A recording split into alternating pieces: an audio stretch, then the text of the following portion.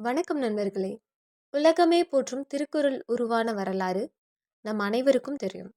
ஆனால் தெய்வ புலவர் திருவள்ளுவர் தனது கைப்பட எழுதிய அந்த அசல் ஓலைச்சுவடி இப்போது எங்கே இருக்கிறது?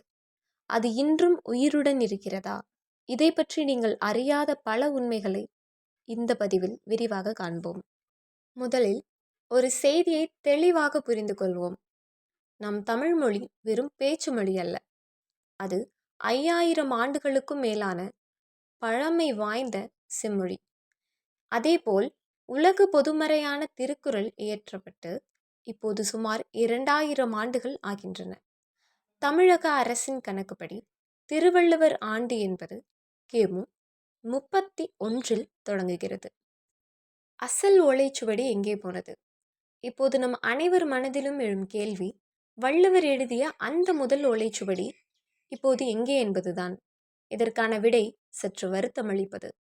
திருவள்ளுவர் தனது கைப்பட எழுதிய அந்த அசல் பிரதி இப்போது உலகத்தில் எங்குமே இல்லை. ஏனென்றால் ஓலைச்சுவடிகள் பனை ஓலையினால் செய்யப்பட்டவை. இவற்றின் ஆயுட்காலம் பொதுவாக 300 முதல் 400 ஆண்டுகள் மட்டுமே. அதன் பிறகு இயற்கையாகவே அவை சிதைந்துவிடும்.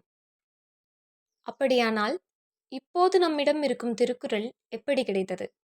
அந்த சுவடிகள் அழிவதற்கு முன்பே அக்கால புலவர்கள் அதனை பார்த்து பார்த்து திரும்ப திரும்ப படியெடுத்து பாதுகாத்தனர்.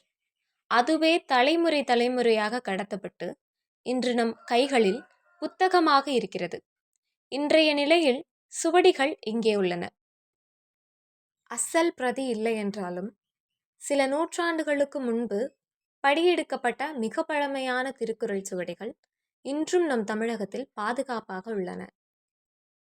சென்னை கோட்டூர்புரத்தில் உள்ள அண்ணா நூற்றாண்டு நூலகத்தின் ஒரு பகுதியாக இயங்கும் அரசு கீழ்த்திசை சுவடிகள் நூலகம், தஞ்சாவூர் சரஸ்வதி மகால் நூலகம், சென்னை உவேசா நூலகம், இங்கெல்லாம் அந்த அரிய ஓலைச்சுவடிகளை இன்றும் நாம் காணலாம். இந்த அரிய சுவடிகளை பாதுகாக்க இக்காலத்தில் பல நுட்பமான முறைகள் பின்பற்றப்படுகின்றன. கரையான்கள் நெருங்காமல் இருக்க மஞ்சள் பொடி மற்றும் வசம்பு தூள் பயன்படுத்தப்படுகிறது. ஓலைகள் உடையாமல் நெகிழ்வு தன்மையுடன் இருக்க சிட்ரோனெல்லா எனப்படும் ஒரு வகை வாசனை எண்ணெய் தடவப்படுகிறது.